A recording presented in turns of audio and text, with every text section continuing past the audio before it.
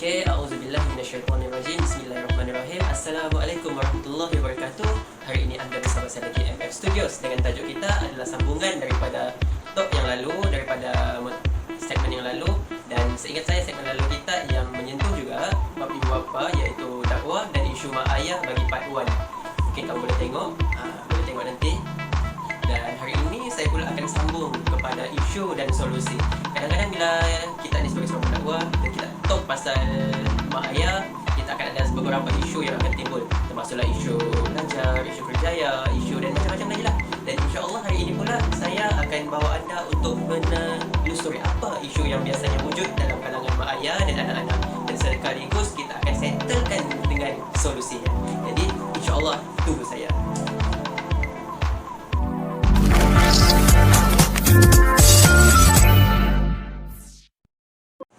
Alright, isu pertama yang kita akan sentuh pula adalah isu belajar.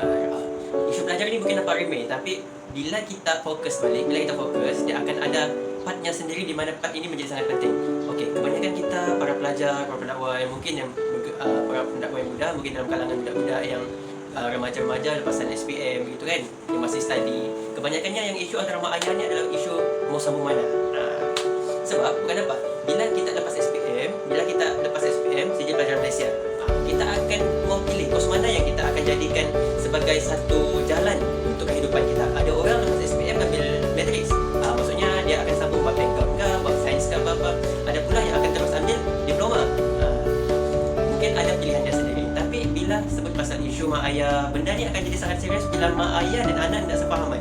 Sebab mungkin mak ayah mau anaknya ambil kos ini, tapi anaknya pula mau ambil kos ini. Jadi dia nak sehaluan. Bila nak sehaluan, ini akan jadikan salah faham. Sebab itulah dia jadi isu yang pertama, isu yang rasanya nampak rendah, nampak mudah, tapi sebenarnya sangat serius.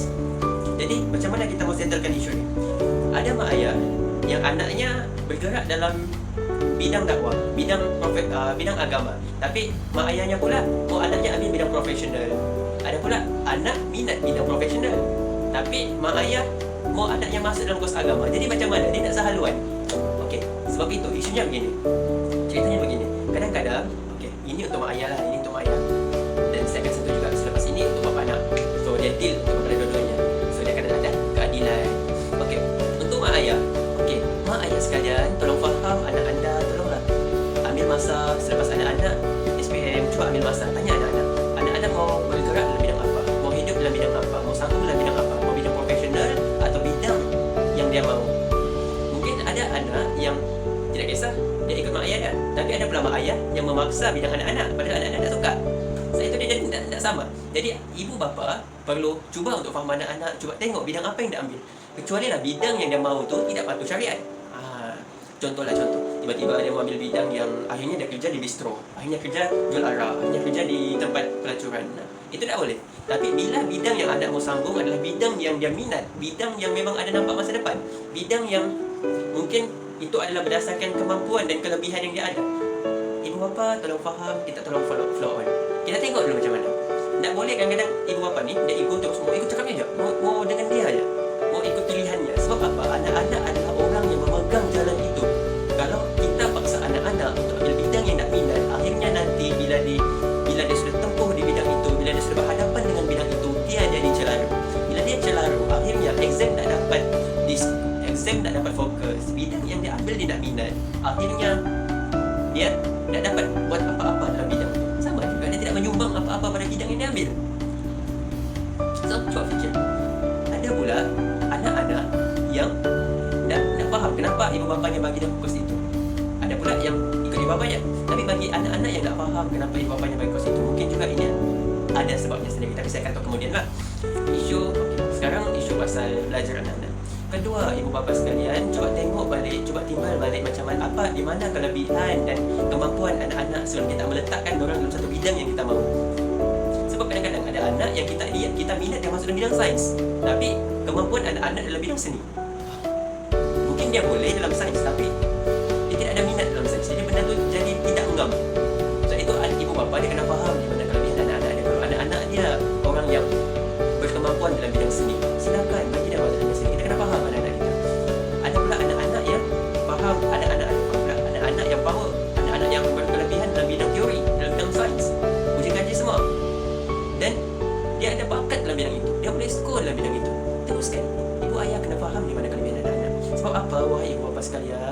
masa depan anak-anak memang kita yang tentukan. Tetapi yang menghadap pada benda ujian, dugaan, cabaran, segala an di dalam bidang itu adalah anak.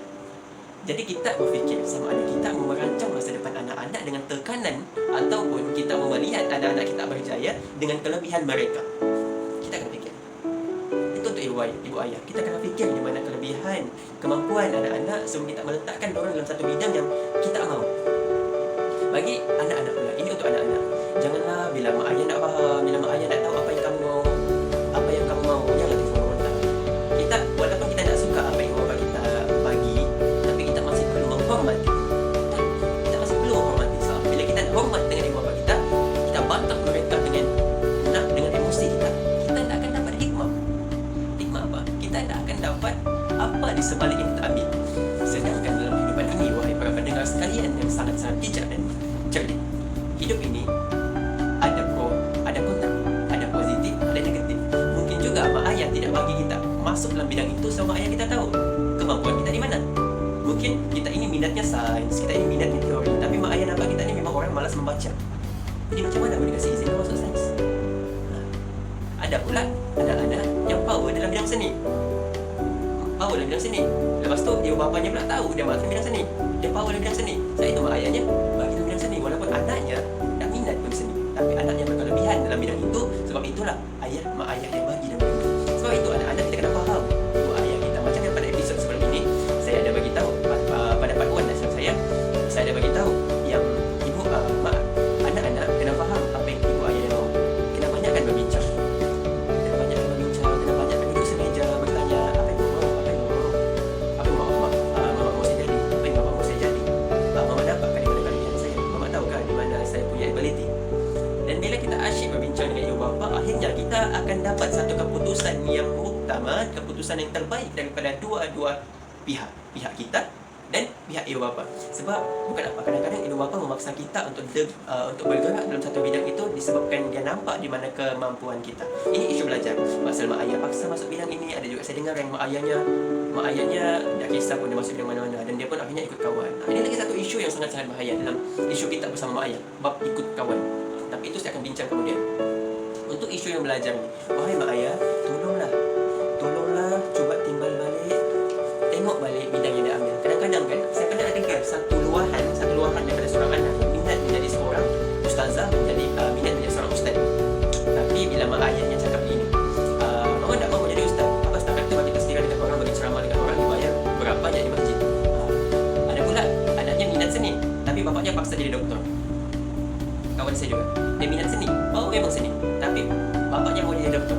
Akhirnya saya tanya dia, ni aku nampak okey dalam seni, tapi kenapa aku masuk kelas sains? Bapak aku suruh. Kenapa bapak aku suruh?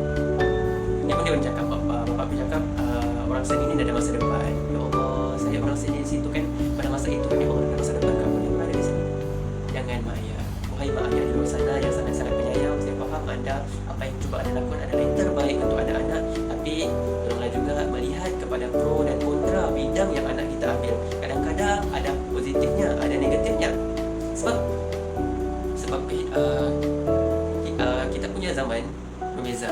Mungkin pada zaman anda, pada zaman mak ayah, bidang itu dah ada kehidupannya, dah ada jalan, dah ada duitnya yang masuk. Tapi mungkin pada zaman anak-anak, benda tu sudah jadi fleksibel. Orang-orang seni ni adalah salah satu industri yang penting. Sama dia macam profesional, mungkin dulu tak sangat diperlukan, tapi lama-lama bila negara semakin maju, bila masyarakat semakin maju, industri yang profesional ni sangat diperlukan. Jadi kita perlu nampak pro dan kontra. Untuk anak-anak pula, tolonglah, walaupun kamu tak suka apa keputusan mak ayahmu, tolonglah masih menghormati. Sebab apa? Bila isu ini bermula, walaupun isunya bermula dengan belajar pasal kos yang kau ambil, tapi bila kau nak hormat mak bapakmu, lama-lama benda tu nak berkat, buntu juga kau. Betul. Saya pernah mengalami benda begitu. Saya mau ambil syariah, tapi mak bapak saya faham saya ni di seni. Jadi bapak saya tegur masa tu, kau ni boleh ke tak masuk syariah? Sebab kau ni bukan jenis yang terlalu kuat membaca juga, kau ni jenis yang kepada seni. Tapi saya kena mak ayah saya, Pak, aku mau cuba dulu. Tapi bila mana doa mak ayah itu memang lebih kuat berbanding doa kita, memang doa mak ayah tahu apa yang terbaik untuk kita. Akhirnya saya masuk seni juga. Akhirnya saya ke seni juga, dan di sini lah saya membangun. Sepanjang saya berayu, saya dengar tu saya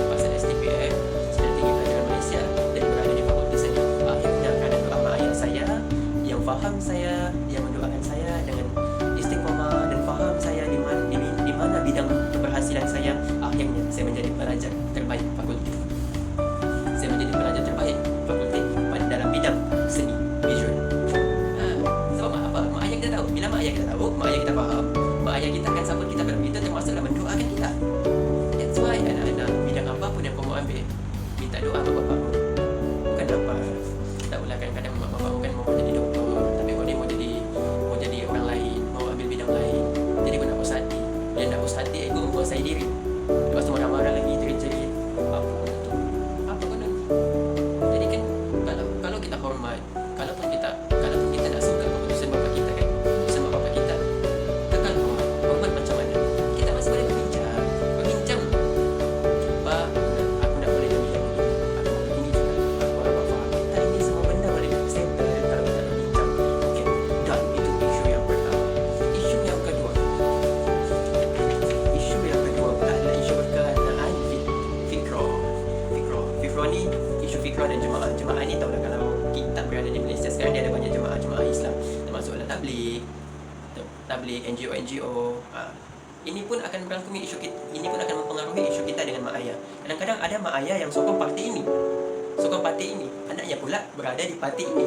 Jadi akhirnya bila nak sefahaman, mak bapak pula jadi satu keadaan yang dia nak support anaknya berada di jemaah itu, tapi dia bukan, dia berada di NGO ini, dia berada di barisan ini, tapi anaknya berada di barisan ini. Akhirnya salah faham pasal politik sahaja, akhirnya hubungan mak ayah rosak. Ini isu yang kedua, sangat-sangat popular dalam kalangan pendakwa. Mak bapak aku bukan orang yang agama, jadi tidak disokong oleh parti agama. Mak bapak aku orangnya jenis profesional, jadi dia sokong dia parti-parti profesional. Banyak orang-orang kenamaan di dalamnya. Ini biasa jadi ada yang sampai bila dia nak puas hati sama anaknya, dia beritahu anaknya ini anak durhaka, tak hormat dia, tak ikut dia sokong parti ini. Yang anaknya pula mengata juga bapaknya, mengata juga mamanya, mamaku begini. Padahal parti ini yang bagus-bagus begini. Jangan. Dalam isu fikrah dan jemaah, tolonglah wahai mak ayah, wahai anak-anak, tolonglah kamu bersefahaman. Isu politik ini hanyalah cabang. Dan hal paling pokok adalah hubungan kamu, hubungan ayah dan mak, ayah dan anak. Jadi jangan sampai hanya kerana perkara cabang, pokok yang wajibnya berdiri tumbang. Bila pokoknya tumbang, maka cabangnya pun akan boleh naik. Betul tak? Pernah kau nampak cabang di awal kan, tapi dari pokoknya wailah. Macam mana di pokok berdiri? Ada cabangnya, ada dahannya, tak ada pokoknya. Bingung kan? Begitu juga dalam isu kita fikrah dan mak ayah, isu mak ayah dan isu fikrah, isu jemaah anak-anak. Cuba faham balik kenapa anak masuk dalam bidang ini, kenapa anak masuk dalam parti ini. Sebab mungkin juga dia ada bidangnya di situ, bidangnya bidang agama. Jadi kalau dia masuk parti agama, dia akan nampak lebih hidup di dalam suasana itu. Dia akan nampak masa depannya di suasana itu. Ada pula anak-anak yang mungkin jenis profesional, jadi dia sokong parti ini, bapaknya tak. Tapi kita faham, kita ada pendapat kita sendiri, kita ada pandangan kita sendiri, kita tak boleh paksa anak-anak kita untuk join parti kita. Lepas tu mak ayah pun tak boleh paksa anak-anak untuk masuk partinya. Sebab ini adalah isu pendapat sendiri, isu pembawaan sendiri kita macam mana. Jadi mak ayah parti A, anak pula parti B, mak ayah jemaah A, anak pula jemaah B. Jadi sampai ada satu tahap tu, diorang saling menghina, disebabkan parti politik dah. Ini kita tak mahu. Sebab benda ni boleh merosakkan hubungan mak dan ayah, mak ayah dan anak. Maaf.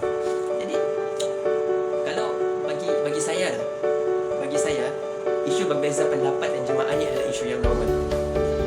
Sudah biasa jadi. Jadi kalau hal sudah biasa jadi, jangan sampai isu yang kecil ni kita jadi punca kepada hubungan yang porak-poranda. Ini Allah tak suka. Jangan sampai benda kecil kita cuba pertahankan, akhirnya benda yang besar kita korbankan. Habis. Jadi isu mak ayah, isu anak-anak, dua-dua ni kena berlapang dada. Bila saling berlapang dada, maka akan ada sifat berbincang. Bila ada sifat lapang dada, akan rasa rendah diri. Bila ada rasa rendah diri, mak ayah dan anak senang berbincang. Jadi bila sudah senang berbincang, maka terelaklah salah faham. Betul tak? Bila sudah terelak salah faham, maka tak ada perkara-perkaranya. Mau gaduh apa kalau semua okey? Kan? Kau fikir. Mau gaduh apa kalau semua okey? Jadi isu yang kedua ni, isu parti, isu pendapat dan jemaah, isu fikrah dan jemaah. Benda ni benda normal. Jadi saya harap mak ayah dan anak dapat tengok balik benda ni secara serius, secara profesional. Jangan kerana macam saya cakap tadi, jangan kerana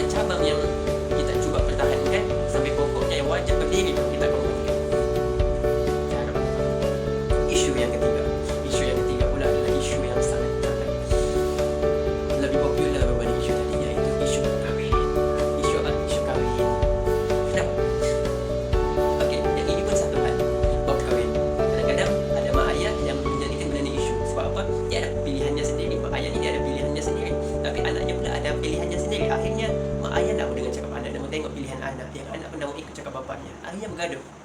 Sama juga. Jadi biasanya ramai orang yang bila kita sentuh bab kahwin ni suka dia, bila sentuh bab kahwin ni suka. Tapi apa yang saya mau bincangkan dalam isu ini adalah isu macam mana boleh adanya salah faham antara ibu bapa dan anak hanya disebabkan hal kahwin. Ada cabang dia sebenarnya, tapi disebabkan cabang inilah pokok menjadi pokok tumbang isu kahwin. Kadang-kadang ada mak ayah yang tak mengizinkan anaknya kahwin begini, apalagi tentang isu kahwin muda kan.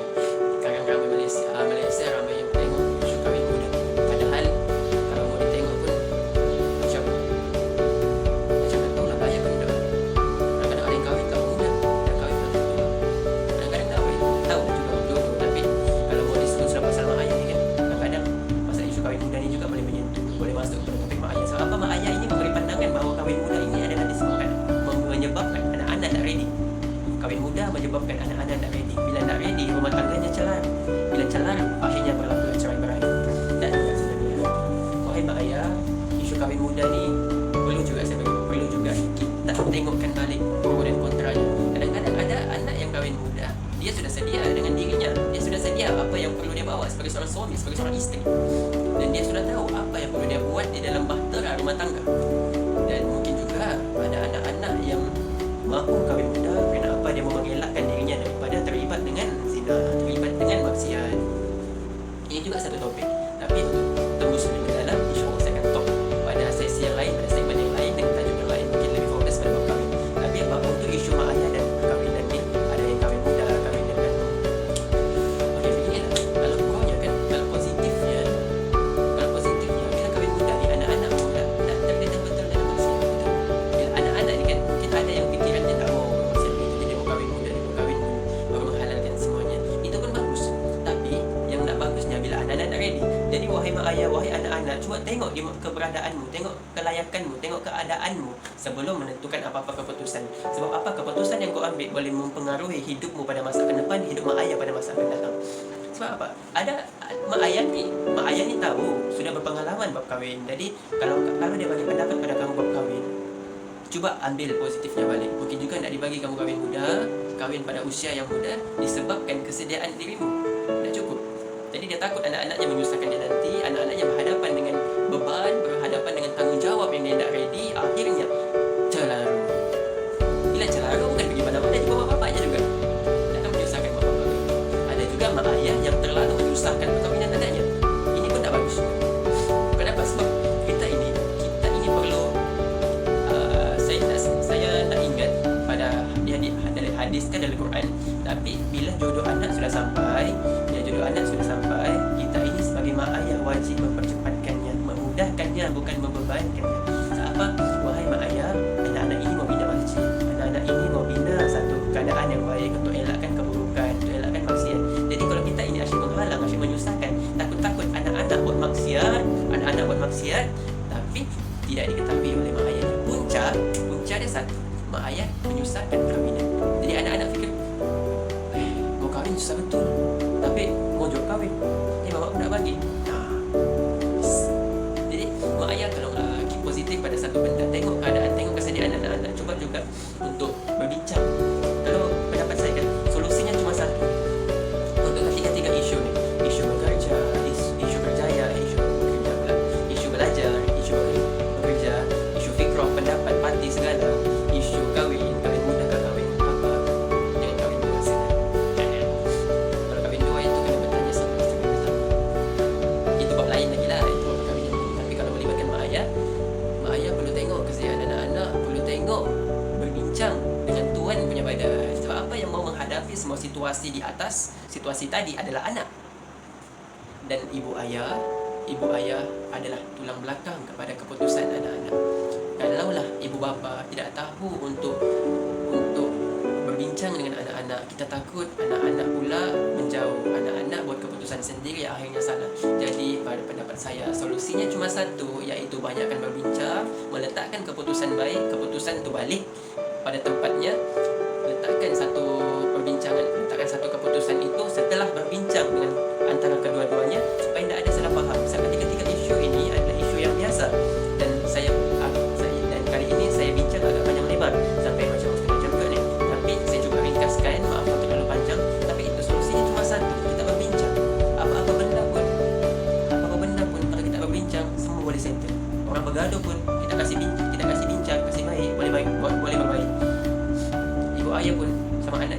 bergaduh, tapi berbincang boleh jadi baik. Jadi kenapa kita perlu menghancurkan perkara pokok hanya untuk menaikkan cabang, sedangkan cabang tak akan boleh naik tanpa adanya pokok. Satu, kita kena berfikir. Jadi kehebatan manusia itu terletak pada akalnya. Saya mahu anda menjadi ibu ayah yang terbaik, dan anak-anak juga menjadi anak-anak soleh dan soleha. Anak-anak soleh, anak-anak yang soleha, anak-anak yang berfikir, anak-anak yang matang, anak-anak yang berkasih sayang. Saya harap anda menjadi anak seperti itu. Jadi saya harapkan konsen anda kepada tiga-tiga isu ini menjawab segala penantian anda, persoalan anda pada minggu lalu. Okey, sebab minggu lalu saya rasa saya rilis untuk part yang pertama, jadi minggu ini saya rilis pada part yang kedua. Jadi insyaAllah nantikan FF Studios pada segmen akan datang dengan segmen yang lebih menarik rasanya, insyaAllah. Jadi keep tune, subscribe, like and sharekan. Boleh komen, jangan risau, anda tak akan dibash kalau komen. Saya akan ambil positif komen anda. Mungkin komen komen tak? Mungkin juga komen dengan tak apa-apa. Jadi saya harap konsen yang padat saya rasa. Paling panjang aku rasa aku buat video, buat segmen kali ini, sebab memang isunya isu serius saya cakap. Cuma mungkin saya bawa lah, saya cuba sedaya upaya saya kasih santai. Saya harap kamu faham. Jadi sekian, Assalamualaikum warahmatullahi wabarakatuh. Bumi ini luas, umat Allah, umat Islam itu ramai. Tugas kita para pendakwah adalah menyatukan mereka. Sekian, Assalamualaikum. Jumpa lagi pada masa akan datang.